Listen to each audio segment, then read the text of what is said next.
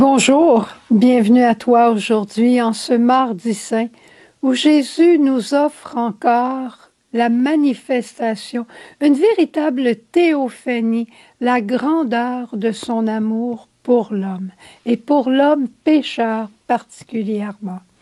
Et cet amour qu'il vient nous montrer, c'est l'amour que porte le Père pour toi comme pour moi. Et c'est dans la puissance de l'Esprit Saint que Jésus va réaliser aujourd'hui le miracle de l'amour qu'il va faire envers Judas. Ce n'est pas un passage qui nous est trop familier, mais regardons-le aujourd'hui d'une manière différente. Je prends juste un petit bout de l'écriture de Saint Jean quand il dit « Au cours d'un repas que Jésus prenait avec ses disciples, il fut bouleversé en son esprit. Et il rendit ce témoignage. Amen, amen, je vous le dis, l'un de vous me livrera. » Jésus est avec ses disciples, avec ses intimes, et il leur partage un bouleversement intérieur qu'il vit. Ça ne veut pas dire qu'il a peur, ça ne veut pas dire qu'il n'est pas prêt à aller jusqu'au bout de l'amour, mais que Jésus soit livré par un de ses apôtres, ça le bouleverse vraiment, et avec raison. En fait, ce que Jésus annonce à ses apôtres, c'est qu'il va être trahi. Trahir quelqu'un, c'est se positionner devant lui et devant les autres et tourner le dos. C'est vendre une personne à son profit.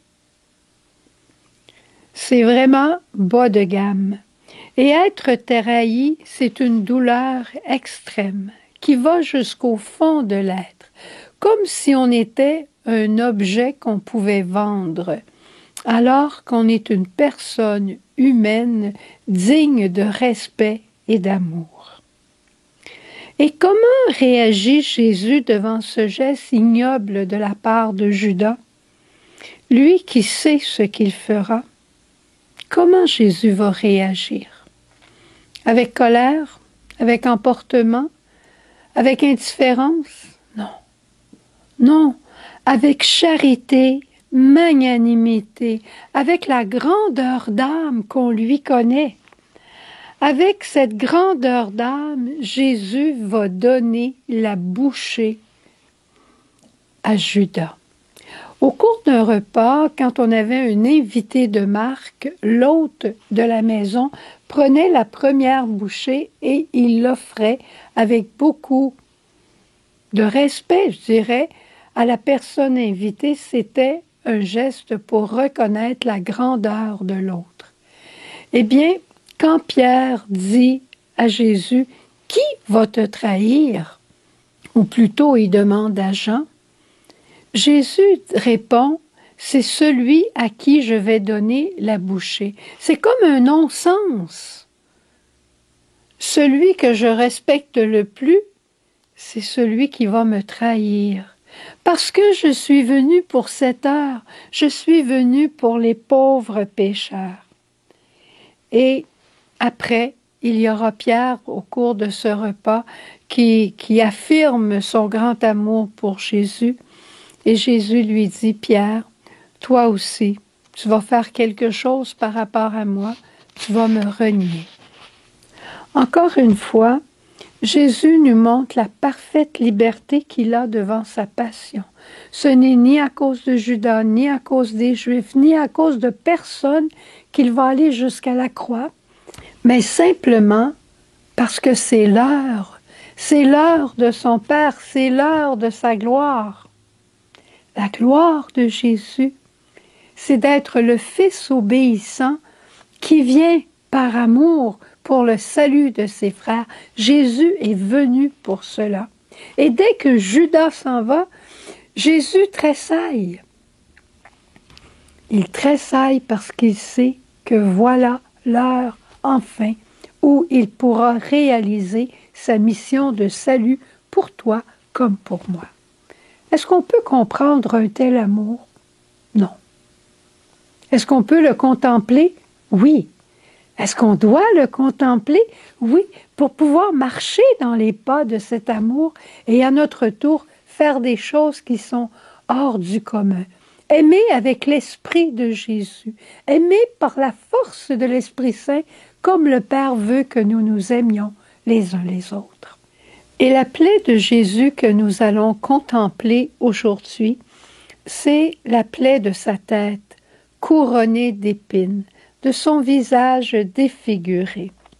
Saint Matthieu nous dit, « Avec des épines, ils tressèrent une couronne et la posèrent sur la tête de Jésus. Ils lui mirent un roseau dans la main pour se moquer de lui. Ils s'agenouillaient devant lui en disant, « Salut, roi des Juifs !» Et après avoir craché sur lui, ils prirent le roseau et lui frappaient la tête.